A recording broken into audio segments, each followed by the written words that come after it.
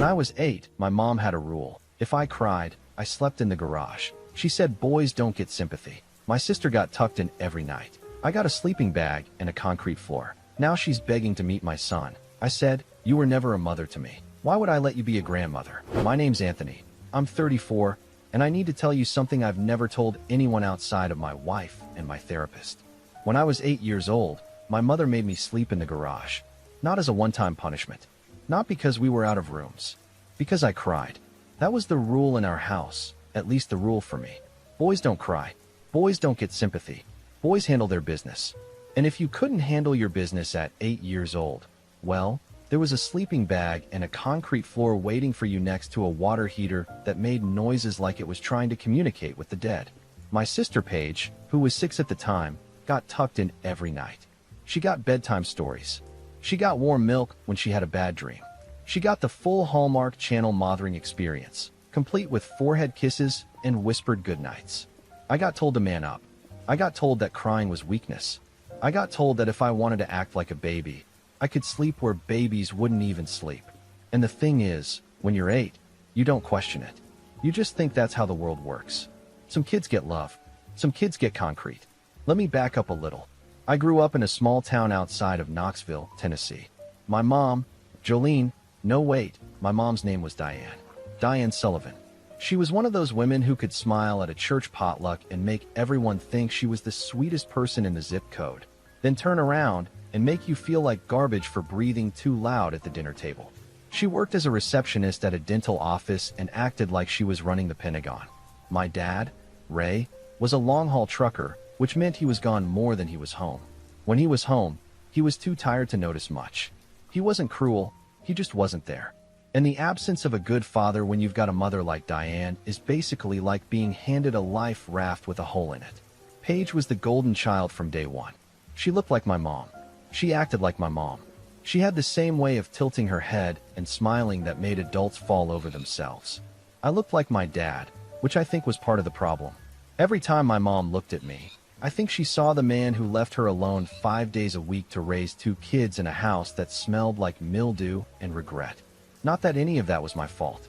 I was 8. My biggest concern should have been whether I could beat the water temple in Zelda, not whether I'd earned the right to sleep in a bed. The garage thing started after my dog died. His name was Biscuit, and he was this scraggly mutt we'd found behind the Piggly Wiggly when I was 6. Biscuit was my best friend. He slept at the foot of my bed. He followed me everywhere. When Biscuit got hit by a car on Route 9, I lost it. I mean full-on sobbing, snot everywhere, couldn't catch my breath kind of crying. And my mom looked at me, standing there in the kitchen with her arms crossed, and said, "Anthony, you need to stop that right now." He was just a dog. I couldn't stop. I was 8 and my best friend was dead. So she grabbed me by the arm, walked me to the garage, tossed a sleeping bag on the floor, and said, "When you're done acting like this, you can come back inside." I slept in the garage that night, and the next night, because I was still sad, and the night after that, because at that point I was scared of the garage, and the fear made me cry, which meant I had to stay in the garage. You see the cycle. It became the default. Any time I showed emotion that my mother deemed unacceptable, and the bar for unacceptable was basically anything above a flat monotone, I got sent to the garage. Bad day at school? Garage. Scraped my knee and teared up? Garage. Got upset because Paige got a birthday party with 12 kids and a bounce house, and I got a card from the dollar store? You better believe that was a garage night. Meanwhile, Paige was living in a completely different house. Same walls, same roof, but a different universe. My mom braided her hair before school. My mom packed her lunch with little notes that said things like, "You're my sunshine." My mom went to every single one of Paige's dance recitals and sat in the front row with a camcorder like she was filming a documentary. My mom went to exactly 0 of my baseball games. I know because I counted. I kept a tally on the inside of my closet door. 23 games over 2 seasons. 0 appearances from Diane Sullivan. I used to think I was broken, that there was something fundamentally wrong with me that made me unlovable. I used to lie on that sleeping bag in the garage, staring at the ceiling where the spiders lived, and wonder what I did. What had I done at birth, or maybe before birth, that made my own mother look at me like I was a burden she hadn't signed up for? I didn't have an answer then. I'm not sure I have one now. Some people just aren't built to love equally, And instead of admitting that, they convince themselves that the kid they're neglecting deserves it. My dad, when he was around, was oblivious. I tried to tell him once. I was maybe 10. He was home for the weekend, sitting in his recliner watching a NASCAR race, and I walked up and said, "Dad, Mom makes me sleep in the garage when I cry." He looked at me over his beer and said, "Well, try not to cry then, bud." That was it. That was the whole conversation. He wasn't being mean. He genuinely thought that was helpful advice.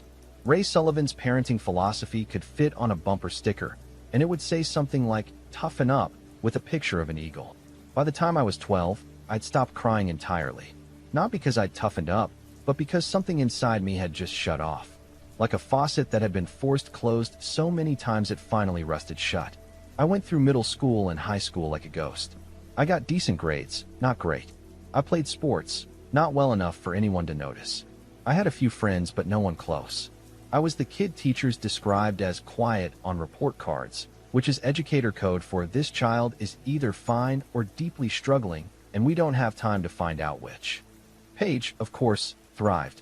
She was homecoming queen. She got a car for her 16th birthday, a used Honda Civic that my mom had saved up for over 2 years. I got a handshake and $20. Paige went to college on a partial scholarship, and my mom helped cover the rest.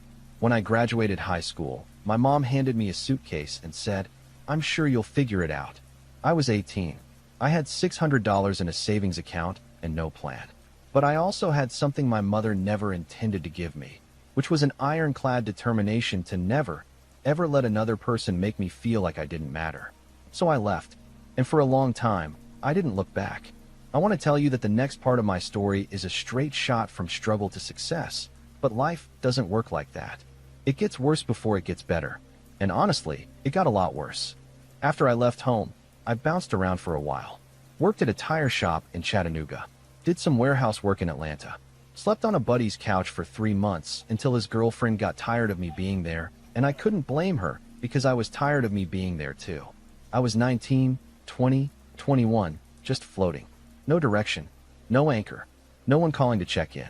My dad sent me a text on my birthday once that just said HBED, and I stared at it for 10 minutes trying to decide if that counted as love. I decided it counted as the Ray Sullivan equivalent of a Hallmark card, so I took what I could get. During this whole time, I barely spoke to my mom. She didn't call. I didn't call. It was like we both silently agreed that whatever we were to each other, it wasn't worth a phone bill. Paige and I texted occasionally, but it was surface-level stuff. She'd send me pictures of her sorority events, and I'd send back a thumbs up. She didn't know the half of what I'd been through because Paige had spent her entire childhood in a different reality. She wasn't cruel about it. She just genuinely didn't see it. When you're the one getting tucked in every night, you don't notice the kid sleeping next to the lawnmower. When I was 22, I hit what I'd call the floor. I was living in a studio apartment in Nashville that had a roach problem so bad I'd named the biggest one Gerald. I was working overnight shifts at a distribution center, making just enough to cover rent and ramen. One night I came home, sat on the edge of my mattress, which was on the floor because I couldn't afford a frame, and I just sat there. For hours. Not crying, because I didn't cry. Not thinking, because my thoughts were just static. Just sitting. And I realized that if I disappeared tomorrow, the only person who'd notice was my landlord, and only because the rent check would stop coming. That was the night I decided to either completely fall apart or completely rebuild. And I chose rebuild, not because I'm some motivational poster, but because falling apart felt too much like something my mother would expect me to do. But before the rebuild, there was one more gut punch. The big one. The one that still makes my jaw tight when I think about it. I was 23. I'd scraped together enough to start community college, taking night classes in business while still working days. I was proud of myself for the first time and maybe ever. One evening I got a call from Paige, which was unusual because we mostly just texted. She sounded weird. Careful. Like she was choosing each word out of a catalog. "Hey, so, Mom's having this thing for her 50th birthday, Paige said. At the house. She's inviting the whole family. Uncle Keith, Aunt Margot, cousins, everyone. She wanted me to ask if you'd come." I sat there for a second. My mother hadn't spoken to me directly in over 4 years. She'd gotten my sister to deliver the invitation like I was a vendor being booked for a party. But something in me, some stupid, stubborn 8-year-old part of me that still wanted his mom to love him, said yes. I drove 3 hours to Knoxville on a Saturday, wearing the nicest shirt I owned, which was a button-down from Goodwill that almost fit if I didn't raise my arms too high. When I walked in, the house was full, maybe 30 people. Balloons, a cake, one of those photo collages on a poster board that people make for milestone birthdays. I looked at the collage and my stomach dropped. There were maybe 40 photos on that board. Paige was in at least 30 of them. Dance recitals, graduation, prom, family vacations I hadn't been invited on. I counted the photos I was in. 2. One was a group shot from a Christmas when I was maybe 5. The other was a blurry picture from the back of my head at what I think was a barbecue. The back of my head. That's what I was worth. A partial skull in the background of someone else's memory. I found my mom in the kitchen, holding court like she was the mayor of Birthday Town. When she saw me, she smiled. But it wasn't a real smile. It was the smile she used at the dental office when a patient showed up 20 minutes late. Polite, practiced, empty. She gave me a hug that lasted about 1.5 seconds and then turned back to her friends. "This is my son, Anthony," she said, and one of her friends said, "Oh, I didn't know you had a son." My own mother's close friends didn't know I existed. Let that marinate for a second. I lasted about an hour. Stood in corners. Ate cake that tasted like grocery store frosting and sadness. Watched my mom put her arm around Paige for photo after photo while I stood 6 feet away like a coat rack. And then came the toast. Uncle Keith, who was already 3 beers deep, stood up and raised his glass and said he wanted to say something about Diane. He talked about what an amazing mother she was. How devoted. How loving. How she'd sacrificed everything for her children. Children, plural. And I just stood there, holding a plastic cup of sweet tea, listening to a man describe a woman I had never met. Because the Diane Sullivan who made sacrifices, who was devoted, who was loving, she existed for Paige. For me, there was a different Diane. The one who told an 8-year-old that his grief was an inconvenience. The one who put a sleeping bag on a concrete floor and called it a lesson. After the toast, my mom pulled me aside. I thought for one heartbeat that maybe she was going to say something real. Instead, she said, "Anthony, I need you to move your truck. You're blocking Aunt Margot's car." That was the moment. Not a dramatic blow-up. Just my mother, on her 50th birthday, surrounded by the life she'd built without me, asking me to move my truck. So I moved my truck, and then I kept driving. Back to Nashville, 3 hours in the dark with the radio off. I didn't speak to my mother for the next 6 years. Not a call, not a text, not a Christmas card. Paige reached out a few times, tried to play peacemaker, but she still didn't get it. She'd say things like, "Mom asks about you sometimes," and I'd think, she asks about me the way someone asks about the weather in a city they'll never visit. Mild curiosity, zero intention of showing up. My dad passed away when I was 26. Heart attack on the road, somewhere in Arkansas. He was 58. I drove down for the funeral. My mom was there, obviously. She cried. She held Paige's hand. She looked at me across the church pew and gave me a nod. A nod. Her ex-husband and the father of her children was dead, and the most she could offer me was the same gesture you'd give a stranger who held a door for you at the post office. After the service, we were at the house for the reception, and Paige cornered me in the hallway. She looked like she'd been working up to something all day. "Anthony, you should talk to Mom. She's hurting. She's hurting," I repeated. She lost her husband. They were divorced, Paige. She lost him 15 years ago when he started driving cross-country to avoid being in the same room as her. That's not fair. You know what's not fair? Sleeping in a garage when you're 8 because you cried about your dead dog. That's not fair. Mom being sad at a funeral is called being a normal human. I don't have sympathy to spare for normal. Paige stared at me, and I saw it in her eyes. This flicker, this tiny crack in the reality she'd built. Because she'd never heard me say it like that.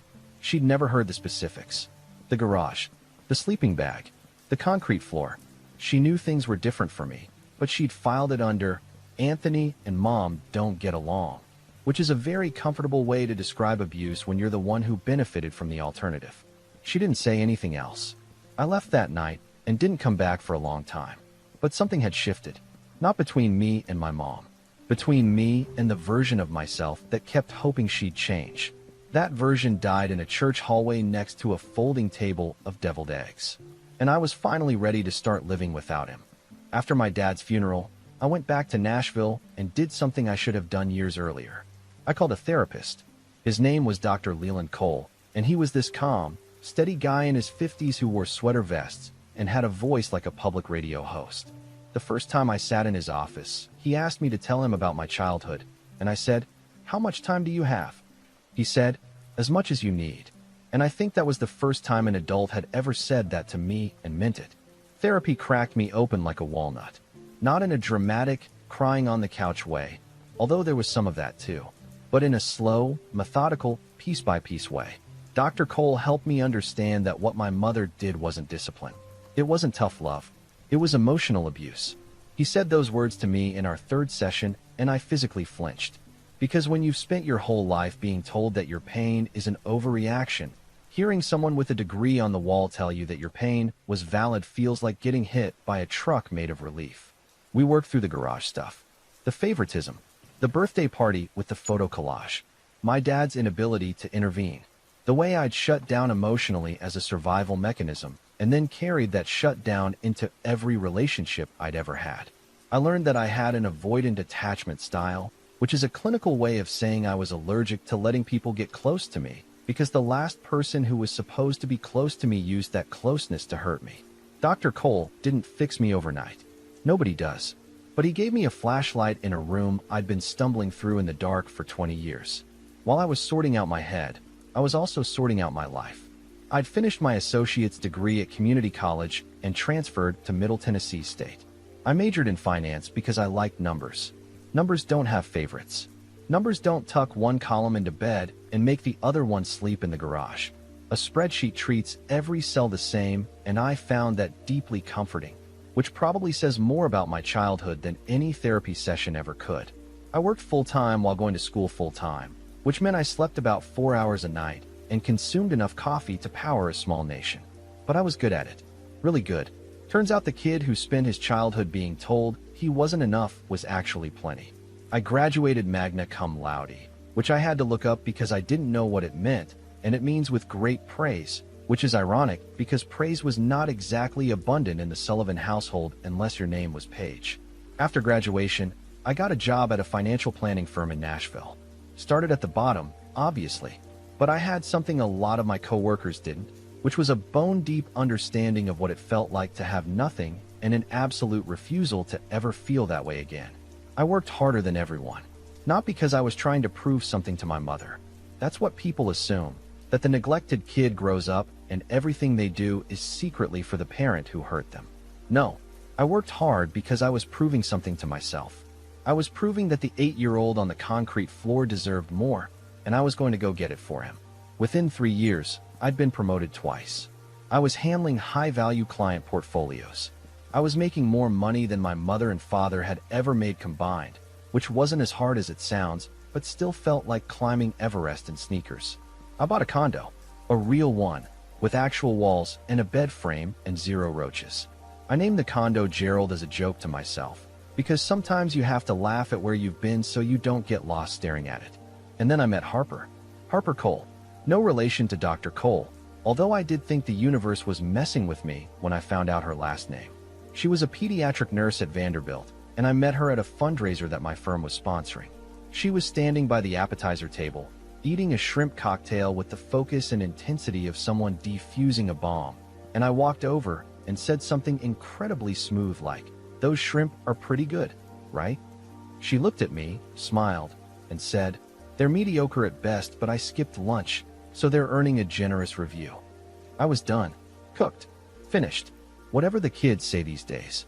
She was funny and smart and direct in a way that didn't feel aggressive, just honest. We started dating, and I waited for the other shoe to drop, because in my experience, good things were just bad things that hadn't revealed themselves yet. But the shoe never dropped.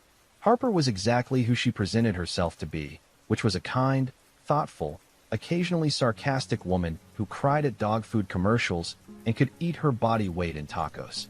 I told Harper about my childhood on our 5th date. I hadn't planned to.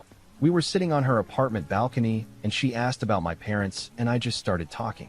The garage, the sleeping bag, the photo collage with 2 pictures, my dad's nod at the funeral, all of it.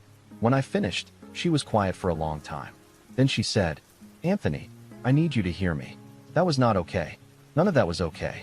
and you deserved so much better. And then she just held my hand. She didn't try to fix it. She didn't offer advice. She just sat with me in it. And I realized that this is what it's supposed to feel like. This is what having someone in your corner actually means. Not someone who fixes you, but someone who sits with you while you fix yourself. We got married 2 years later. Small ceremony. 30 people. Harper's family, who were the most aggressively loving people I'd ever encountered.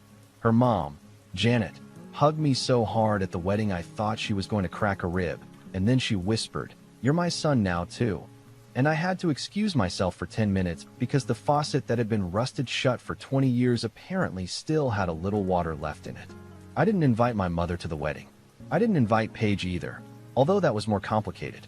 Paige and I had drifted into a once-a-year text exchange by that point. She'd gotten married herself, to a guy named Scott who seemed fine in the way that plain oatmeal is fine. She was living in Knoxville, close to my mom, and from what I could gather they were still doing the mother-daughter thing at full volume. Good for them. Genuinely. Paige didn't do anything wrong by being loved. My anger was never at her for receiving what I didn't get. My anger was at my mother for deciding I didn't deserve it. 2 years into our marriage, Harper and I had a son. We named him Caleb. Caleb James Sullivan. 7 pounds, 4 ounces, born at 6 in the morning on a Tuesday in October, and the single most important thing that has ever happened to me on this planet. I held him in the delivery room, and I looked at this tiny, screaming, red-faced little human, and I made him a promise. I said it out loud, right there in the room, with Harper half asleep and a nurse pretending not to listen. I said, "You will never sleep on a concrete floor. You will never wonder if you're loved. You will never have to earn a bed in your own house. I promise." Harper squeezed my hand. The nurse wiped her eyes. And I meant every single word more than I've ever meant anything in my life. Caleb changed everything. Not in the cliche way where people say having a kid gives your life meaning, although it does, but in the specific way that having a child when you were a mistreated child yourself forces you to confront every single thing that happened to you. Because now you're looking at a baby and you're thinking, who could do that to this? Who could look at something this small and this trusting and decide that it doesn't deserve comfort? Every time I rocked Caleb to sleep, I was also rocking the 8-year-old version of myself who never got rocked. Every bedtime story was a bedtime story I never heard. Every forehead kiss was a deposit into an account that had been empty for decades. I was 31. I had a wife I adored, a son who was the center of my universe, a career that was thriving, and a home that felt like a home for the first time in my life. I had built everything from the concrete floor up. And I should have known that my mother would eventually come knocking. It started with Paige. Because of course it did. My mother never approached me directly when she wanted something. She always sent an envoy, like a medieval queen who couldn't be bothered to deliver her own messages. Caleb was about 8 months old when Paige called me for the first time in over a year. I was in the kitchen making a bottle, and when I saw her name on my phone, I almost didn't answer.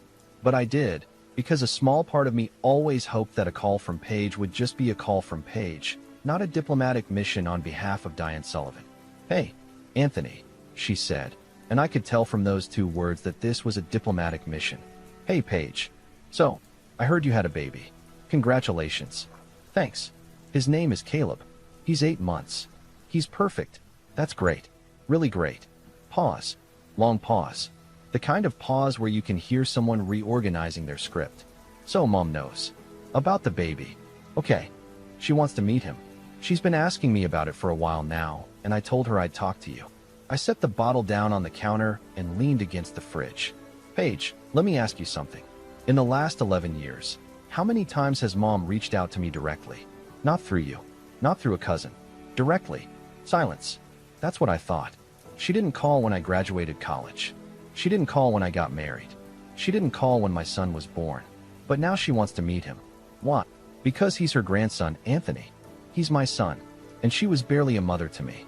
Those 2 things don't add up to a relationship. Paige sighed, and I could hear the frustration in it. She was in an impossible position, and I had some empathy for that, but not enough to bend. "She's changed," Paige said. "She's getting older. She's been going to church more. She talks about you. She talks about me. Great. She talked about me at her 50th birthday too. One of her friends didn't even know she had a son, Paige. I was there for that. I heard it with my own ears. That was years ago. Yeah, And the garage was decades ago. Time passing doesn't mean things are resolved. It just means they're old. Paige went quiet. Then she said, "Can I at least tell her you'll think about it?" "You can tell her whatever you want." But my answer is no. I hung up and stood in the kitchen for a while, listening to Caleb babble in his high chair, and I felt something I hadn't expected. Not anger, not sadness, just this heavy, settled certainty. Like I'd been carrying a question around for years, and the answer had finally arrived. The question was, what would it take for my mother to reach out? And the answer was, a grandchild. Not my graduation, not my wedding, not my existence as a human being who'd built a life from nothing. A grandchild, a new, shiny extension of the family line that she could post pictures of and show to her church friends and fold into the narrative of Diane Sullivan, world's greatest mother. I wasn't the draw. I was the obstacle between her and a baby she could use as a prop. Over the next few months, the campaign intensified. Paige called twice more. I held firm both times. Then my mom started trying other channels. She sent a card to our house, which meant she'd gotten our address from someone. The card was one of those generic Hallmark things with flowers on the front, and inside she'd written, "Dear Anthony, I would love to meet my grandson. Family is everything. Love, Mom. Family is everything." This from the woman who put family in a sleeping bag on a garage floor. I showed it to Harper, who read it, put it down, and said, "I'll get the shredder." Then came the Facebook messages. My mother, who had apparently discovered social media around the same time she discovered she had a grandson, sent me a friend request followed by 3 messages. The last one was a picture of me as a baby with the caption, "My sweet boy." Where did the time go? I stared at that picture trying to reconcile the woman who saved a baby photo with the woman who made that same baby sleep on concrete. Where did the time go? Probably the same place my childhood went. Somewhere between the garage and the silence. I didn't respond to any of it, but I did do something else. I called Dr. Cole. I hadn't seen him in about a year, but I booked a session because I wanted to make sure my decision was coming from the right place. Not from spite, not from petty revenge, but from actual, considered boundary setting. Because there's a difference between cutting someone off because you're angry and cutting someone off because you're protecting something. And I needed to make sure I was doing the second thing. Dr. Cole and I talked for an hour. He asked me what I was afraid of, and I said, "I'm afraid she'll probably treat him great, like she treated Paige, and that's almost worse. Because then my son will grow up thinking his grandmother is this wonderful, loving woman, and he'll never understand why his father can't stand to be in the same room as her. I'll have to explain a garage and a sleeping bag to a kid who will look at me like I'm making it up because the sweet old lady who brings him cookies couldn't possibly be the same person." Dr. Cole sat with that and said, "So what you're really afraid of is being disbelieved again." That was it. That was the whole thing. I went home that night and Harper and I talked for hours. She was incredible, as always. She didn't try to push me in either direction. She just listened and asked questions and made sure I was thinking it through from every angle. At one point she said, "You know, whatever you decide, I'm with you. But I want to make sure you're deciding for Caleb's future, not for your past." And she was right. She was always right in the ways that mattered. So I made a plan. Not a revenge plan, not exactly, but a clarity plan. I was going to talk to my mother, face to face, for the first time in years. Not to reconcile, not to forgive, but to say the things I'd never said, set the boundaries I needed to set, and make it absolutely clear where we stood. No more messengers. No more Hallmark cards. No more baby pictures on Facebook with captions that rewrote history. I called Paige and told her I was willing to see Mom. One meeting. In Nashville. On my terms. Paige sounded relieved, which told me the pressure on her end had been significant. She said Mom would be thrilled. I said don't call it that. It's not a reunion. It's a conversation. I picked a coffee shop near our house. Neutral territory, public enough that nobody would make a scene, quiet enough that we could actually talk. I chose a Saturday morning. Harper offered to come, but I told her no. This was something I needed to do on my own. Not because I was trying to be tough, but because the 8-year-old inside me needed to stand in front of the woman who'd broken him and prove that he'd rebuilt himself without her. I arrived 20 minutes early, got a black coffee, sat at a table by the window, watched the door, and at 10 minutes past the agreed time, because my mother has never been on time for anything that wasn't about her, Diane Sullivan walked into the coffee shop. She looked older. Obviously, it had been years. Her hair was grayer, her face was thinner, and she moved with the careful deliberation of someone whose knees were starting to argue with her. She saw me, smiled that dental office smile, and walked over. She was carrying a gift bag, pink tissue paper sticking out of the top. A gift for Caleb, I assumed. Starting the performance before the curtain had even gone up. "Anthony," she said, "you look wonderful. Have a seat, Mom." She sat down, put the gift bag on the table between us like a peace offering. I didn't touch it. She looked at the bag, then at me, then folded her hands. "I'm so glad you agreed to meet. I've missed you." I took a sip of my coffee and set it down carefully. "Mom, I didn't come here to catch up. I came here to say some things that are long overdue, and I need you to listen." The smile flickered, just for a second, but I saw it. The flash of irritation behind the performance. The Diane Sullivan who wasn't used to being told what the agenda was. She nodded slowly. "Okay," she said. "I'm listening." I looked at my mother across that coffee shop table, and I took a breath. Not a shaky one, not a nervous one, a steady breath. The kind of breath you take when you've rehearsed something 1,000 times in your head and you're finally standing at the microphone. "When I was 8 years old," I said, "my dog died. His name was Biscuit. When I cried about it, you made me sleep in the garage, on a concrete floor. I was 8, Mom." She opened her mouth. I held up my hand. "That wasn't a one-time thing. Any emotion you didn't approve of?" I went to the garage. I slept next to Spiders while Paige got bedtime stories and warm milk. You braided her hair. You went to her recitals. You packed her lunch with little notes. You went to 0 of my baseball games. 23 games. I kept count. Her face was doing something complicated. The smile was gone. In its place was this expression I'd never seen before, a sort of pinched discomfort, like someone had put vinegar in her coffee and she was trying not to react. "Anthony, I don't think that's entirely accurate." It's accurate. I lived it. Every night on that floor is accurate. The suitcase you handed me when I turned 18 is accurate. The $20 and the handshake while Paige got a car is accurate. Your 50th birthday, where one of your best friends didn't even know you had a son, that is painfully, humiliatingly accurate. She looked down at her hands. "I did the best I could with what I had." "No, you did the best you could for Paige. For me, you didn't try. You looked at your son and decided he wasn't worth the effort, and then you spent 30 years pretending that was normal. My therapist has a word for what it was, and I think you know exactly what that word is." She flinched, and for a fraction of a second I saw something that might have been shame. But it passed fast, because Diane Sullivan had spent decades armoring herself against accountability. "I've changed," she said quietly. "I know I wasn't perfect. You weren't imperfect, Mom. You were absent. You were standing right there in the same house, and you were absent. Do you understand how that's worse than if you just left? At least then I could have told myself you didn't have a choice. But you were there every day, choosing Paige, choosing everyone but me, and letting me know through 1,000 small decisions that I didn't matter." Her eyes were wet now. She dabbed at them with a napkin. "I'm sorry, Anthony. I am. I don't know what else to say. I didn't come here for an apology. Apologies are easy. You say the words, and then you feel better about yourself, and nothing actually changes. I came here to tell you something clearly, so there's no confusion, no reinterpretation, no version of this that gets edited in your memory to make you the victim." I leaned forward. "You were never a mother to me. You were a mother to Paige. To me, you were the woman who lived in the house where I wasn't welcome. And because of that, you will not be meeting my son." She looked like I'd slapped her. "Anthony, please. He's my grandson. He's my son. And the #1 job I have as his father is to protect him, not just from physical harm, but from the kind of harm you specialize in. The kind that doesn't leave bruises, but takes 30 years to heal.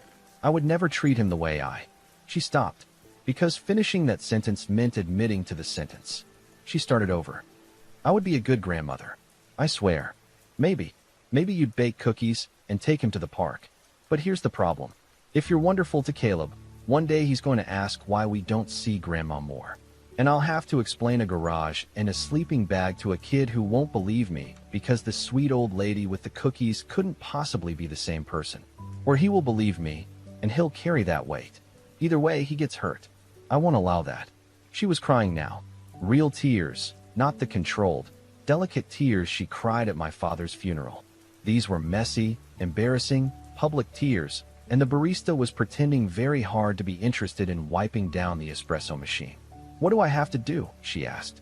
Tell me what I have to do. There's nothing to do. This isn't a negotiation. This is a consequence.